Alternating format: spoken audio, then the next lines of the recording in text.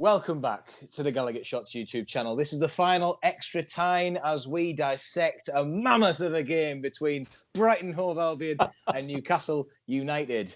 A magnificent 0-0. What a way to advertise the Premier League to Leeds United and the teams who are probably still not even trying to come up to the Premier League after seeing that. Who knows? I hope you're still awake.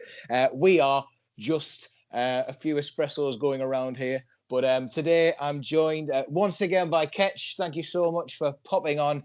We've got Adam Clery's here again. Thank you. And Jonny M is here too to just get us through, basically. We'll see how we go. But lads, before we get into the game, in the main section of this, just a few before we start. Let's go beyond the blow of the whistle. This week saw some very strange headlines, including the fact that Andy Carroll could be playing at centre back for Newcastle United. Adam, were you up for this idea? I've got to say, I don't think anything sums up our season more than the news that Andy Carroll had offered to play centre back at Steve Bruce, because not only does it exemplify simultaneously the lack of investment in the squad and the position we find ourselves in, and the willingness from certain core members, certain personalities in the dressing room who perhaps have ties to the region, to really dig deep and pull something out at the last minute to save us, but also the disappointment, because like with the takeover, like with all these signings, like with everything else, it didn't happen, did it? We all got excited that Andy Carroll was going to potentially play centre-back. What a ride that would have been, and then... No, it was Emil Kraft. Literally the most... We could have had Carroll, or we could have had the young lads starting. Two exciting prospects. Or no, the half-fit Swedish right-back who's played 8 games all season. Just put him in. It's just very typical of this season to get all excited for that and not happen. Yeah, the Matt Ritchie lookalike service coming up with the goods there with Emil Kraft, I think, this year. Kel Watts is an interesting name that a lot of people have become a fan of over the last 3 hours. Jonny, were you disappointed not to see him start in there? Oh, look, he's one of my favourite players that I've seen on the bench today, and I am disappointed that he didn't at least get a go. He's exactly what you want to see, right? Just young lad, get him on, throw him in. I did think you can give him 10 minutes. Do you know what I mean? Yeah. There's nothing to lose here. Uh-huh. Even if why not bring him on and then just swap him with Andy Carroll? Give us what we want. We get Andy Carroll at centre back, and we get a young lad up front. They said he played up front in a youth team. Give him a go. What have we got to lose? Yeah, let's Kel Watts up front. See if he can score more than Joe Linton in 10 minutes. Stranger things have happened. But yeah, I think that it's a shame that we didn't see him, but then again, Steve Bruce apparently is intent on beating that points total. It's the only thing keeping him going right now. Ketch, there was a lot of talk today as well. Conversation that you seem to come in with the best idea about, which was that the Fun 88 sponsorship deal being extended. Do you see any reason for panic with that? No panic at all. I'd rather talk about Sunderland's new sponsor. Have you, I've just seen this. Yeah. An arrow pointing down. I haven't seen any of this. What's this? Me neither. Sunderland's new sponsor is an arrow pointing down. It's not even banter. Cleary's gone. So they just constantly, they never let us down, do they? The treats, just the documentary, the failure to get promotion, the failure to get the playoffs, and now the sponsor is the gas group. And the gas group, get on this, right? Helps businesses save time and money. Right. Stuart Donald is loving perfect. A bit of that cake. Oh. So yeah. So the gas group and Fun 88 are in. So but Fun 88, on a serious one, actually did some serious work today and asked someone who knows what they're talking about a question, and they gave me a good answer that calmed me right down, and it said, "Don't panic. This isn't takeover off. The fact that the clue is in the name. Rather than Fun 88 are our sponsor for the next 2 seasons. It's long term.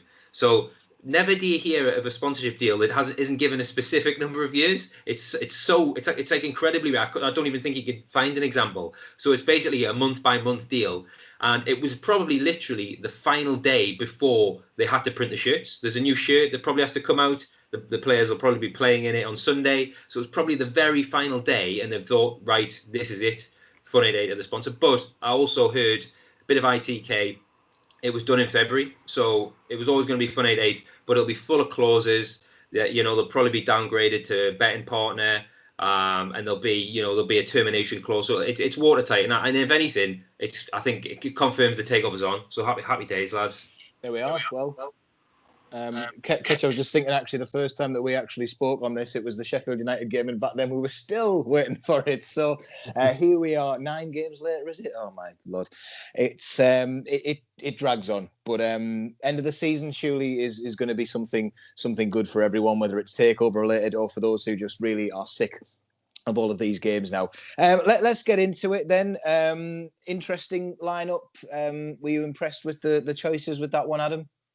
Well, no, I wasn't, because I wanted to see either Andy Carroll play as some kind of just risque centre-back, or I wanted to see an unproven lad whose name I hadn't heard of until 20 minutes prior slot in alongside Federico Fernandez. I was not impressed at all. However, I was surprised. Genuinely, the strength of the side I was quite surprised at. I think we all expected quite a drastically reduced, drastically weakened team. We've heard all the reports in the week that this player was missing and this player was missing. So Maximan was a doubt over here and over there. So to get Almiron and Gale and St Maximan and Shelvey and something resembling a first choice, or at least a first team back four was quite surprising. So I think, I don't know, I'm kind of tempted to say it's testament to how much Bruce is getting out with the side, but also at the same time it's testament to just how hard he's wringing this one wet sheet of footballer that these players can still get another game. Like, did I see that Fernandez is our only ever present since the return?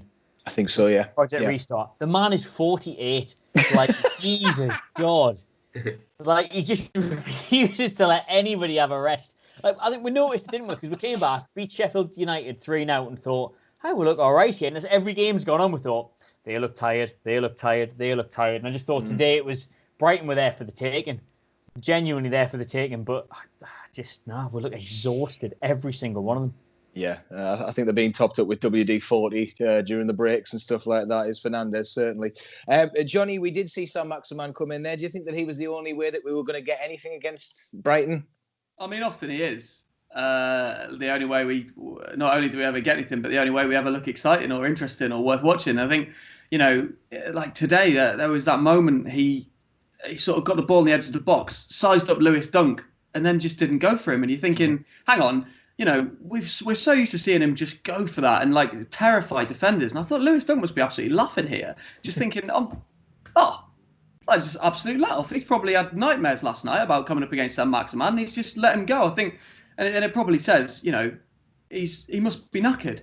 Like, and he looked tired. He didn't look like that sort of St Maximan who ever looked like taking those big sort of 5 yards strides forward and then, leaving a defender for dead. He just didn't look like it all day. So, exciting to see him in the starting lineup. But actually, one of those where you're thinking, if he does look in that sort of state, why not just give him 20 minutes at the end where he can actually come on and properly terrorise him rather than making it a little bit easy for the defenders in the end? Yeah, he's had a good 2020 on the South Coast until today, St Maximan. He's made it his little playground, but sadly, Brighton, it looks like we've managed to actually do an aggregate of 0-0 this season against them, which is just awful. I mean, that first game earlier in the season at home, I genuinely thought Newcastle were going down after watching that one, but here we are. Credit where credit is due. We didn't look like we were pressing enough, to be honest. Who do you think got it? Who got more out of the first half, Ketch, would you say, out of the two sides? Probably them, to be honest. Yeah. I thought it was just so slow.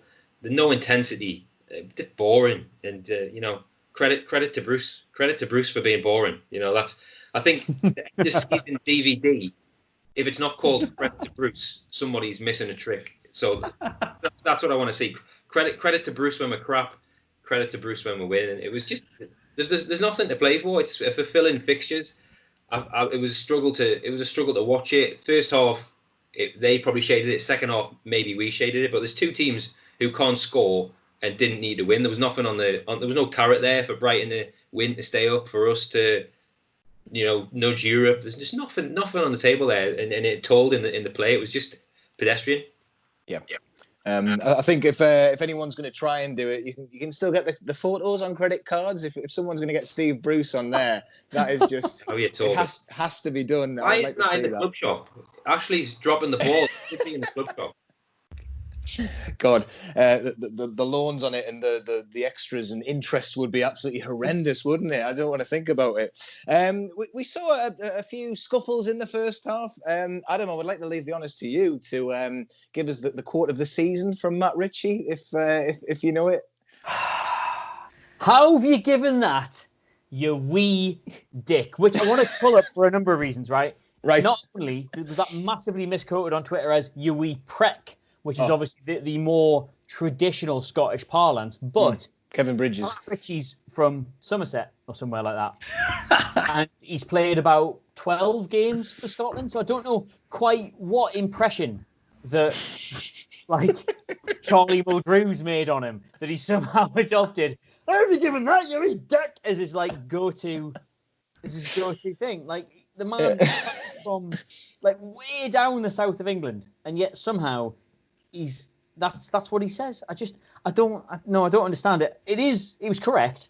For the life of me, I didn't understand how that linesman had given that the wee dick, but it's cultural appropriation for him to come out with that, as far as I'm concerned. Yeah. Scottish when he wants to be.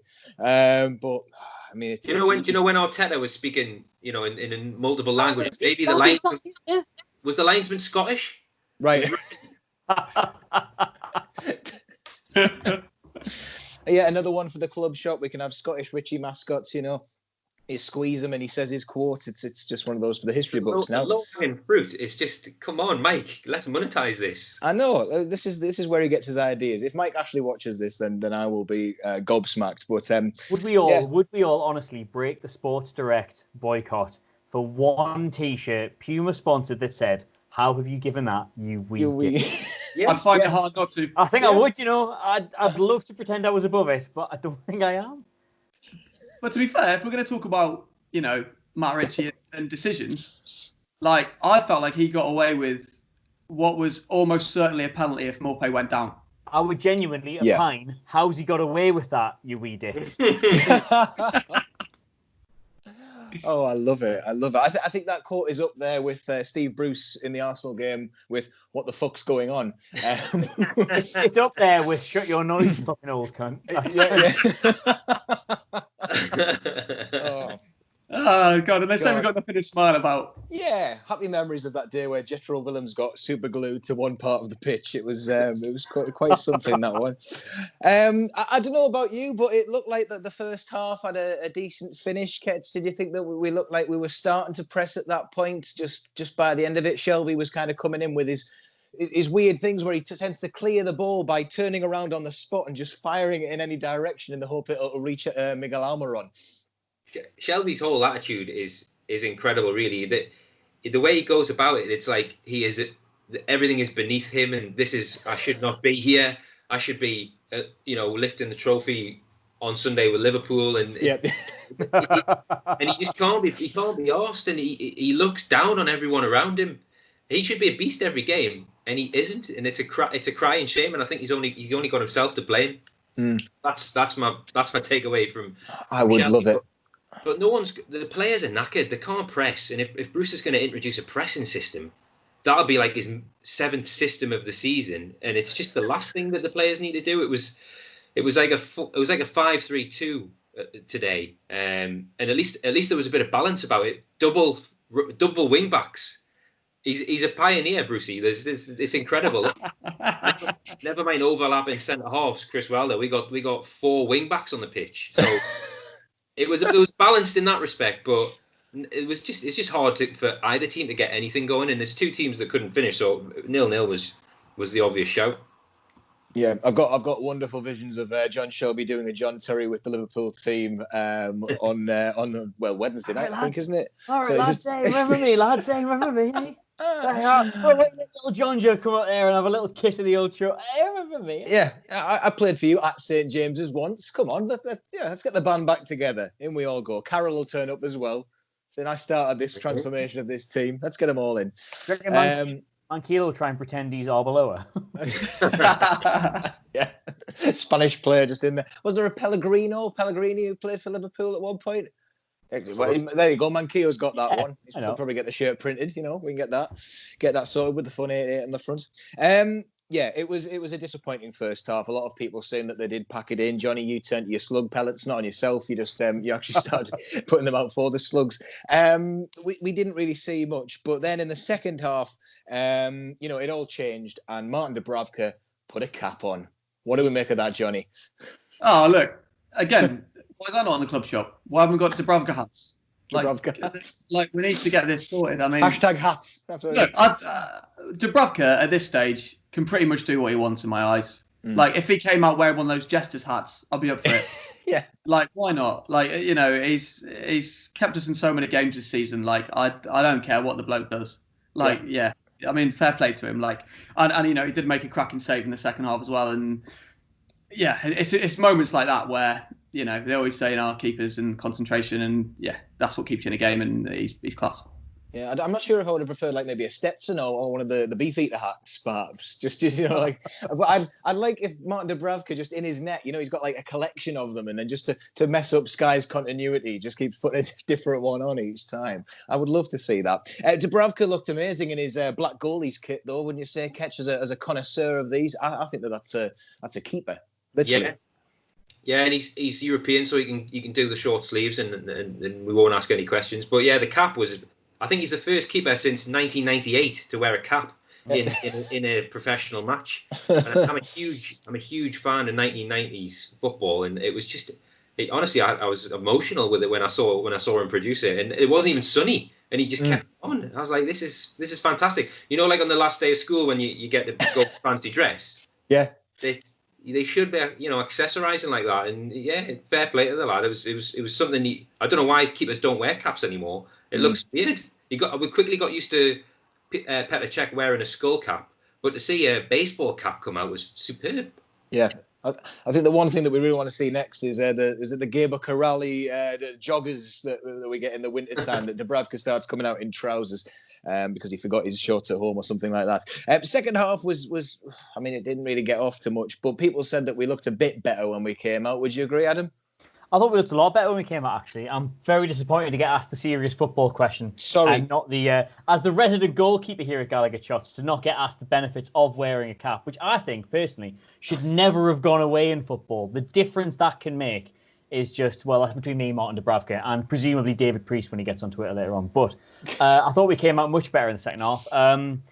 I went and watched the match tonight with a couple of pals, and I said to them, all I can promise you tonight is an insipid 1-0 defeat. And with about 20 minutes into that second half, I thought, do you know what? They're going to make me look like an idiot here. They're actually going to go and get something from this. I thought, we looked more dangerous, looked more willing. We looked like we're trying harder. It looked like whatever Bruce had said at halftime was actually having an effect, whereas whatever Graham Potter had said at halftime was really upset Brighton. I think just going back to the Sam Maximan thing, there was a couple of times where I think he, in particular, got a good break on. And instead of doing his normal thing, a dip in the shoulder, trying to go one way, trying to go the other way, he kind of pulled up. He hesitated. He didn't want to sprint. And I know we've said about the tiredness, but I think there's maybe a question that those reports in the week that he wasn't fully fit, like they must have been true, because every time he had a chance to really try and go past somebody, which we've seen time and again this season, he's not shy of doing. He seemed very, very reluctant to do. A couple of times play got held up on the edge of the box, and when you're waiting for John Joe Shelby, of all people, to sprint past fullbacks to catch up with play, you know something's quite wrong. So, yeah, I think maybe it's a lack of fitness, a lack of energy, a lack of just, I don't want to say effort because we're trying, but a lack of something's what held us back. We could have easily got a goal in that second half. Yeah, I think Almiron was quite persistent with his efforts. There was another one of his classic runs where he just seems to take it and get us something. Richie came close as well. I mean, Johnny, were you thinking that was it when he it just scaled the front of the goal? I think it says everything about our team, unfortunately, when he does that. So, Richie puts that ball in, and no matter what he's trying to do with it, right? At least he's getting the ball in the right area. And that's when he needs, your natural goal scorer on the pitch. But unfortunately, Joe Lennon was on the bench. But like when the ball comes in like that, that's where you're looking for that person who gets 20 a season just to be there on the 6-yard box, like just gambling. And no one gambled. They're all 5 yards behind the ball. And that's it. I mean, like we've said a couple of times, yes, they're tired. But you'd think when you've got half a chance of scoring a goal, you've got to just get the run in, and nobody did. And it, unfortunately, I think that kind of said it all, really. after that point, because I'm not sure I remember, I sat and thought, I'm not sure we're going to get a better chance than that. Yeah, and like we mentioned before we started, there was a falcon appeared in the first half. The highlight of the second half, I would say, seemed to be that. Yeah, just quickly move on from that. No bird chat. Dubravka acrobatics, you might say, in the second half was something of a highlight. I did see that the stats came up during the game about the saves this season, Ketch. And I mean, we've had this discussion about Dubravka time and time again, but he's just got that in him, hasn't he? Well, he's in danger of creeping into that bracket of players who are too good and we have to sell them. So I think St. Maximum's comfortably in there. Cher was flirting with it, but then he's fallen out. So he wants to be careful because he'll end up getting signed for PSG if he keeps putting in performances like that. And his stats are amazing because he's the busiest keeper. It's that simple. And at what point does he get pissed off with what's going on in front of him? That's what I wonder. But he's a good lad. He seems to be happy enough in the region. He's 30, 31. Maybe it's past, maybe it's gone. Maybe he's got one more move in him. I don't know. But if he keeps playing like he is, it's going to turn heads. And if someone needs a keeper in the Champions League, they could do a lot worse. Certainly. But yeah, I mean, we were pressing late, and then on comes Andy Carroll with Joe Linton. I mean, at that point, did you think that was it, Adam? Sorry to hit you with another serious football question. The thing is, it kind of bummed me out this because initially I looked at the bench and I saw was it Almiron and Gale both came off for those two, and I was like, here we go. Sam Maximan and Gale. Sam Maximan and Gale. Yeah. So here we go. Carroll and Joe Linton. Now you've got to remember, this is a lad who was at one stage the British transfer record, a homegrown. Like, Andy Carroll should be an exciting young prospect, and with him comes our record signing or something. Like, if we believe for 1 second we paid 40 million for him, that's double what we paid for Mike Lowen. Now, you look at any other team in world football who bring on simultaneously their record signing and, like, a player who was at one stage the record signing in that country. Not even that long ago. And you should be like, well, there's a goal coming here. And genuinely, when he took Gale and St. Maxwell, I was like, oh, he's given up on this a bit. He's only bringing up what was at one stage £75 million worth of centre forward in two changes. And Carroll was unlucky with that chance. You could see when it went wide, he knew he should have scored it. Joe Linton, who I've been very defensive of, because I think, for a young lad to have that level of responsibility and that level of expectation on him with the transfer fee and the squad number, I've been very, very defensive of him.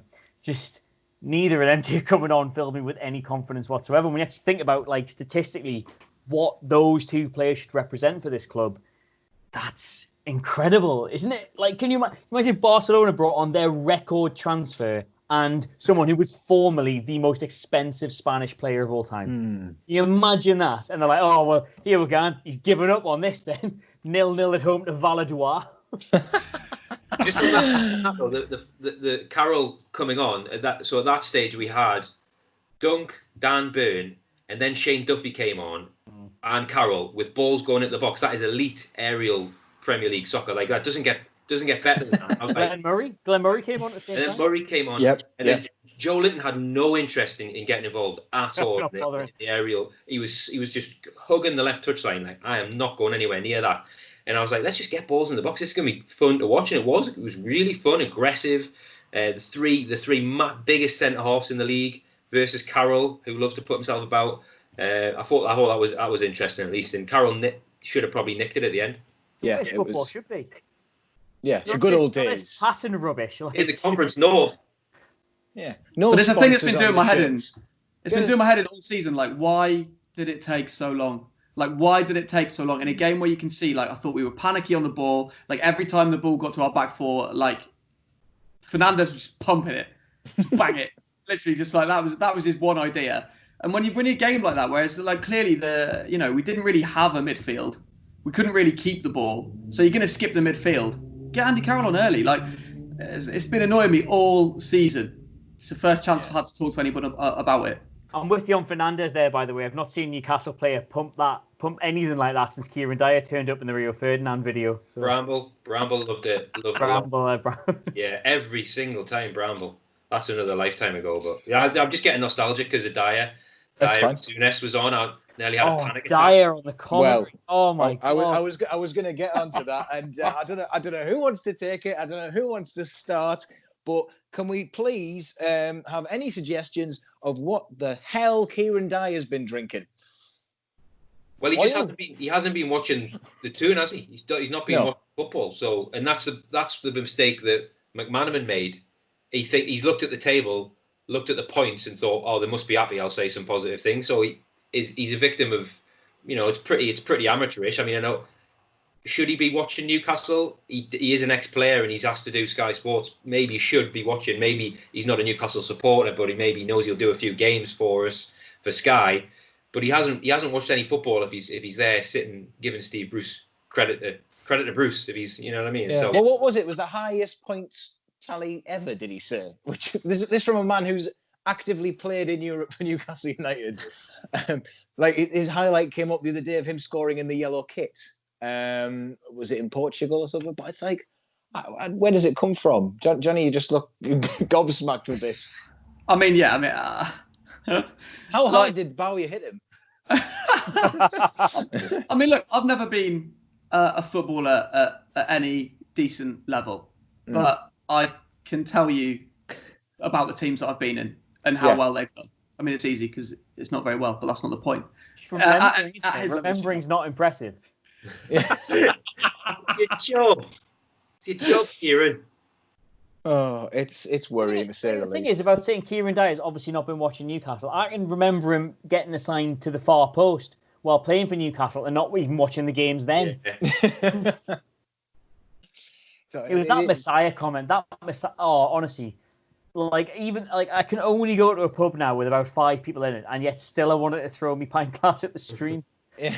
If Rafa Benitez had got this many points, they'd be hailing him as a messiah. But he got more points than this Kieran, and we didn't do that. We just said he's done a good job. Wouldn't it be nice if we invested a bit? It's what a. I mean, we've had horrible. I mean, what is this going on with the pundits at the minute? I mean, like you said, you alluded to McManaman there, Dyer being in. What is it about this obsession of constantly disappearing into Steve Bruce fantasism, Ketch?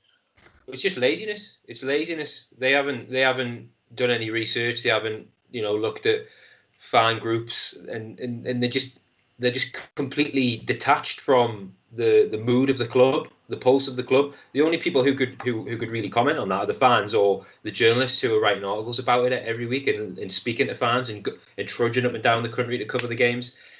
They're watching the odd game and they're seeing Steve Bruce win 4-1 at Bournemouth, and it just cements in their head that he's doing an amazing job. And maybe as well, it's a personal thing. They know Steve Bruce; he's such a nice guy, and it's just I want to give Bruce credit.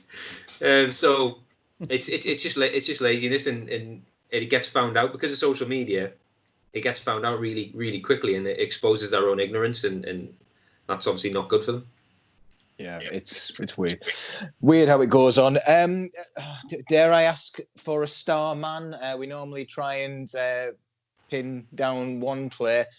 Johnny, have you got anyone that you would maybe put forward for this? I did think about this for quite a long time. Yeah. I had enough time to think about it. I'm going with Danny Rose.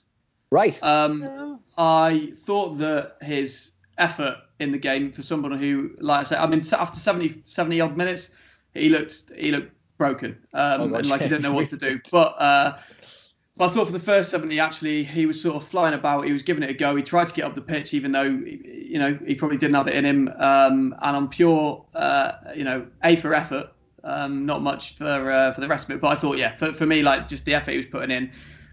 Probably torn with Emil Kraft as well, who I thought actually out of position, being asked to do that job. Did it well. You can't argue with a clean sheet, and not a bad performance. And when him and Morpay had that cracking challenge, which was so Sunday League, I just loved every minute of it. Yeah. So a large cod and chips for those two guys. We'll say for Danny Rose, who loves it. Ketch, do you want to hazard an attempt at this one? Yeah, I think Fernandez for holding it all together. He's got two fullbacks either side of him playing in a central three, plus extra fullbacks on the outside. So he's a real. I feel really safe when he's on the pitch, and we've got when everyone's fit, we've got 6 really good centre halves. And when there's only 2 places, I want him to be in. I want him to have one of those places. Him and Lascelles is probably the best 2. So he's had a great season, really consistent, brave, organises them, bollocks them, and I thought he held it together really nicely.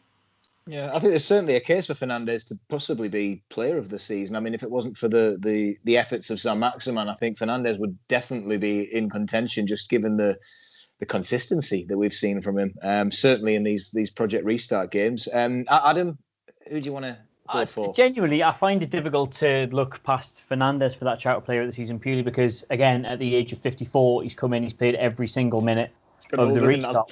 You remember there was all this patter about like players are going to come back not fit, not able. There's going to be a lot of soft muscle injuries. There's going to be a lot of breakdown. And again, the guy is 63. Let's not forget. So like he's done really well. But today, for the exact same reasons you said Danny Rose, I would have said Manquillo. I think he had a little bit more going forward, a little bit more dependable at the back. And I think he's been really reliable since we've come back. There's been obviously Yedlin, there's been around, there's been Crafts played right back. We've had Richie there, all sorts. Even I think Hayden's popped in there once or twice. All of a sudden, Manquillo seems to have found another level in all of this. And he's gone from being like, the other Hosselu of just hopeless and brought in to fill a shirt to all of a sudden, really deserving that new contract, being a really dependable player. Just think it's just one thing I wanted to bring up, by the way. Do you think it's interesting that Brighton's back 4 is perfectly balanced between 2 players with like things related to fire in their name and 2 players related with things about water in their name? Because of course you've got Dunk, haven't you? You've got Dunk and Webster, but you've also got Burn and Lamptey. So that's a nice that's a nice balance you've got there. Fire and water. Have you got a fire to counteract the waves behind you, Adam? Have you got anything? Is it just a fire inside? I've got nothing. That needs to be there to calm us down. I'm going to picture of Lamptey sent out to you somehow or something like that. Yeah. Johnny, are you okay there? I just froze for a bit. Not anything to do with the internet. I just sometimes stay still for a long time. Right. Okay. We're finding out so much on your debut here. Yeah. I mean, I was going to put a case in for Dubravka, but I think that hearing your cases there, I think the defence as a whole seemed to keep us in it, despite Matt Ritchie trying his hardest to give them something. It's a real pain that we didn't get something from this game, but we're looking ahead now to the final game of the season. It's against Liverpool, and they're going to be presented with the trophy on was it Wednesday night? They're going to be presented with it, but do we actually see anything from this game, Ketch? No. Nothing. Yeah. Nothing. Good night, everyone. They're not going to lose the game and then do the trophy lift, are they? It's going to be so I think it'll be a Tonk, which is 4 goals, and it might even be a drubbing, which is 5. So I'm saying Tonk or drubbing. I love a good Tonk from the Reds. What's 3? A thrash. A seeing to. Thrashed. Yeah. A seeing to. Yeah. A stern talking to. From that's something else. That's something entirely different. But okay. That's 7. Oh, right. 7 is a thrash. Oh, dear. We need to get our terminology good for this. I mean, yeah, I don't think we're going to get anything from it. Is there anything that we can look forward to next season? I mean, are we happy that we've now got a team closer to us than Burnley, Adam, with Leeds coming up? Yeah, right. We could talk for hours about next season and what we should expect, what we shouldn't expect, what may happen, what might not happen. Genuinely, it's the same as it's been for however many months now. Like, if the takeover happens, we're one football club, and if the takeover doesn't happen, we're an entirely separate football club. I genuinely fear what Newcastle United might look like if this all falls apart, because for all Ashley's had one foot out the door for 10 years, he probably thinks he's had both of them out for the better part of this year, and the sheer lack of investment, the lack of care, the lack of responsibility that will come next season if all of a sudden this is just gone with. And to be fair, if it gets opened up to just anybody who's willing to end this for him, because he's always been very insistent that, they're waiting for the right buyer, they're waiting for this, they're waiting for that. If that goes, and it just ends up being literally the next person with a blank check, I genuinely fear for next season. And if it does come through, if it does happen, sky's the limit, really. So that's it. Just Sorry. enjoy that for a moment. Sorry to bring that up again. Sorry. I think it's a collective sigh from anyone.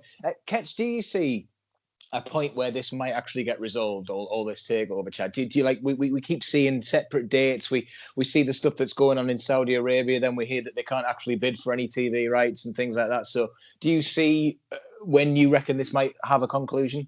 Not to hit you with the impossible question. Yeah, well, but anyone remotely close to the deal will just, they'll have signed an NDA, so they won't be able to talk about it. So anything you read in the I've stopped reading stuff in the press because it's all conjecture and it's a waste of time reading stuff. So there's nothing to go on. It's a 4-way poker game between Dubai, Saudi Arabia, the Premier League, and the UK government. It's more complex than anything we can imagine. And actually, although today the season's fizzling out and we're fulfilling fixtures, the next 6 weeks is probably the biggest 6 weeks ever in Newcastle since I've started supporting the club 25 years ago. We can't keep throwing shit at the wall. It doesn't work. There's only so many times we can get away with this method. And like Adam says, that Ashley's interest is going to be rock bottom. He is going to have no interest in ploughing any more money into this club. Any money that we do make from, say, a player sale will go straight in his back pocket. And it's a hugely dangerous thing for us to go into next season without new owners. So it's a massive, massive couple of weeks. And all we can do is sit tight and wait for the announcement. I think it'll come when we least expect it. Yeah, that's how I feel about it. But in the meantime, we're going to get 60 million for Kel Watts, so happy days at least. Jonny, have you enjoyed this season? What a question! You can't do that to him. What a question! Have I enjoyed it? The good thing is, because of coronavirus, I now can't remember the first half of the season. So at least that first bit has been sort of entirely wiped out for me. I remember mostly Alan San-Maximan being a top bloke and helping out with the food bank and all that stuff. And that thing is probably the best thing to come out of this season. Is seeing somebody come in from France, get stuck into the club and get involved in that way. That I've really enjoyed. Things that I haven't enjoyed this season. Nabil Bentaleb. I don't know how I'm meant to get excited about the future. I don't think he's enjoyed this season, to be honest. No, none of us have. It's mutual. But I mean, you asked before, is there anything to get excited about? Like, I can't get excited about a starting 11 that has Nabil Bentaleb in it. He looks like he's been made by a carpenter. Like, I honestly, the second touch tackle, like he puts himself into positions where he has to go and slide into challenges because his first touch is just horrendous. And I think have I enjoyed the season? I've enjoyed the ride, and by that I mean the fact that we might get sold, and if we don't, as you were saying quite rightly, what is there? What's left? Yeah. The Premier League are certainly enjoying the ride of shagging us into oblivion, if that's the case. But Adam, I'd like to end on a serious note. If Nabil Bentaleb was going to be a carpet in any room of your house, which one would he be? Did you ever follow Old Weatherspoon's carpets on Twitter? No, I don't, but I'm going to. They're all assorted, just really visually bad beer-soaked patterns, which you can see that once upon a time, you understand why somebody would get that laid in an entire pub, and you can see the appeal of that. But then obviously the game's changed, and people have realised actually probably shouldn't put carpets in pubs because they're absorbent for both liquids and smells. And so obviously things have moved past that now. And while the pattern might still be vaguely appealing underneath it all, it is still just caked in shite. So for me, Nabil Bentaleb is an Old Weatherspoon's carpet. I get why somebody got it once, but not today. Nah, not in the modern age. I enjoy that a lot. I think that was quite just a decent analogy for Newcastle, to be honest, with the whole Weatherspoons carpets thing. We've absorbed quite a lot in our times, and most of it, quite a lot of shit. Lads, thank you so much for joining us on Extra Time. That is the last Extra Time that we're doing, mainly because I would like to have a night on Sunday that isn't talking about Newcastle getting, what was it again? Humped? No. Drubbing, sorry. Aye. Yes, of course, that's the one. It's 2-2 that game, by the way. 2-2. Okay, well, you can post this on Twitter after it. That's 2-2. 2-2. Desmond. Christy Natsu scoring again. What am I, a mystic? I don't know. Just 2-2. Okay. Well, if there's one thing for sure, we haven't forgotten how old Federico Fernandez is. Thank you so much for watching. And what is he, 72? Something 71, like that. mate. 71. I must get my facts right on these videos. We've got to go now. Thank you so much. But yeah, see you later, lads.